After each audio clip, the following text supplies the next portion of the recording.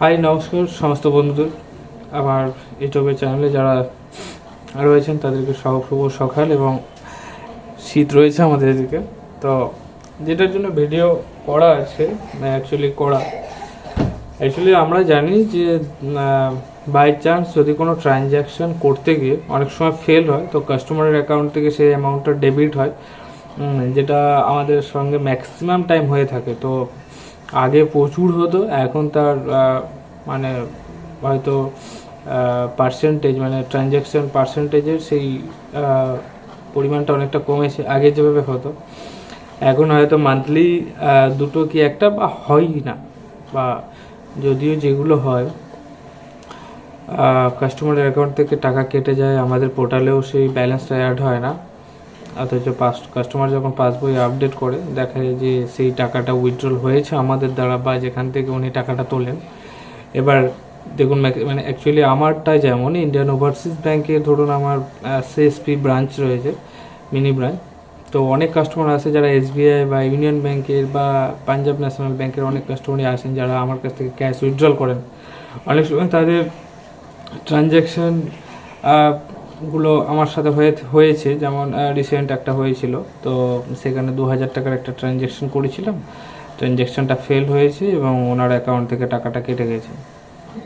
তো আমি ওনাকে বলেছিলাম যে এগুলো সার্ভার বা লিঙ্কের জন্য অনেক সময় হয়ে থাকে, তো ওনাকে আমি 3 দিন পরে আবার আসতে বলেছিলাম। তো উনি যথারীতি 3 দিন পরে এসেছিলেন এবং টাকাটা ওনার অ্যাকাউন্টে আবার রিফান্ড হয়েছিল। তো টাকাটা উইথড্রল করে নিয়েছেন তারপরে। এবার সমস্যাটা হয় কোথায়? সমস্যাটা যেটা আমাদের গ্রাম সাইডে সমস্যাটা বেশি হয়। অনেক আনএডুকেটেড বা অনেক কাস্টমার থাকেন যারা এই নিয়মগুলো বা এই জিনিসগুলো সম্পর্কে খুব একটা তারা জানেন না। এবার আমাদের কাজ হচ্ছে এই জিনিসগুলো নিয়ে তাদেরকে বোঝানো বা জিনিসগুলো তাদেরকে বলা, যারা তাতে বুঝতে পারে। তো অবশ্যই তারা বুঝবে, তাদেরকে বুঝিয়ে বললে মেনলি তাদেরকে বোঝাতে হবে। যখন ফার্স্ট টাইম বিজনেস শুরু করি তখন এগুলো হিউজ হতো, বা অনেক কাস্টমার এগুলো মানে ইচ্ছা করে বুঝতে চাইতো না। তো দেখুন তারা কীভাবে যে হয়তো তারা আমার টাকাটা তুলে নিল, আমাকে দিল না, আমাদের সাথে ফ্রড করলো, এরকম একটা চিন্তাভাবনা থাকে যে হয়তো টাকাটা নিয়ে নিয়েছেন। কিন্তু অ্যাকচুয়ালি আমি তাদেরকেও বলতে চাই, টাকাটা কোনো রকমই কোনো সিএসপি ব্রাঞ্চ বা কোনো যারা ইপিএসের ব্যবসা করে তারাও কোনো দিনই চাইবে না যে একটা কাস্টমারের ওই 2000-1000 টাকা উইথড্রল করে বা নিয়ে তার গোটা ব্যবসাটাকে বন্ধ করে দিতে সে কোনো দিনই চাইবে না। আর তো আমাদেরও উচিত কাস্টমারদের বোঝানো বা বলা। অ্যাকচুয়ালি যারা এডুকেটেড তারা তো এই সমস্ত বিষয় সম্পর্কে জানে, তাদেরকে বলার প্রয়োজনও পড়ে না। যেমন আমাদের maximum PhonePe Google pay transaction যেভাবে হয় ফেল্ড হয়ে যায়, তো সেগুলো আবার রিফান্ড আসে, তেমনই অ্যাকাউন্টের যে ট্রানজ্যাকশানগুলো আমরা করে থাকি ফিঙ্গারপ্রিন্ট দিয়ে বা আইডি স্ক্যানার্স করে, সেগুলো ঠিক সেম ওইভাবেই হয়। এবার অনেক সময় অনেক ট্রানজ্যাকশান থাকে যেগুলো actually as per RBI rules যে কোনো এইপিএস বা এইপিএস ট্রানজ্যাকশানগুলো যেগুলো ফেল্ড হয় সেগুলো অ্যাজ পার 5 ওয়ার্কিং ডেজ অর্থাৎ 5 to 7 ডেজের মধ্যে রিফান্ড আসার কথা, মানে অ্যাজ পার আরবিআই রুলস বলছে 5 থেকে 7 দিনের মধ্যে আপনার অ্যাকাউন্টে ফেরত অবশ্যই আসবে। যদি না আসে তাহলে সেক্ষেত্রে আপনাকে কী করতে হবে? সেক্ষেত্রে আপনাকে ব্রাঞ্চে যেতে হবে, লিগেলভাবে যে ওনাদের প্রসেসটা আছে, মানে ওনাদের একটা ফর্ম আছে, সেই ফর্মটা ফিল আপ করে আপনাকে ব্রাঞ্চে জমা দিতে হবে এবং ব্রাঞ্চও আপনাকে 100% এনশিওর করবে যে আপনার টাকাটা যাতে যত তাড়াতাড়ি সম্ভব ফিরিয়ে আনা যায়। তো এটা হচ্ছে লিগেল প্রসেস। এবার বিষয়টা হচ্ছে যদি না 5 থেকে 7 দিন পরে রিফান্ড আসে, দেখুন ম্যাক্সিমাম ক্ষেত্রে 100%-এর মধ্যে 99.9% 5 থেকে 7 দিনের মধ্যে আপনার টাকাটা আপনার অ্যাকাউন্টে দেবে। ওই যে পার্সেন্টেজ যেটা আসছে না, দুটো একটা ট্রানজ্যাকশন যেগুলো 5 থেকে 7 দিনের মাথায় আসে না কোনো একটা ইস্যুর জন্য, সেটা রিফান্ড হয় না।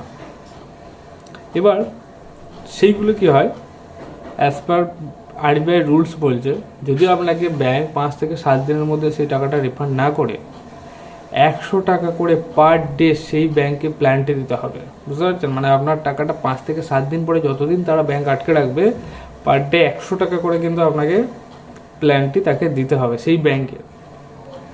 তাহলে এটা নিয়ে চিন্তার কোনো বিষয় নেই। যাদের হয়েছে বা যাদের হবে বা যাদের হচ্ছে চিন্তার কোনো কারণ নেই। কাস্টমারকে বোঝান, ম্যাক্সিমাম তাদেরকে 7 দিন সময় দিন।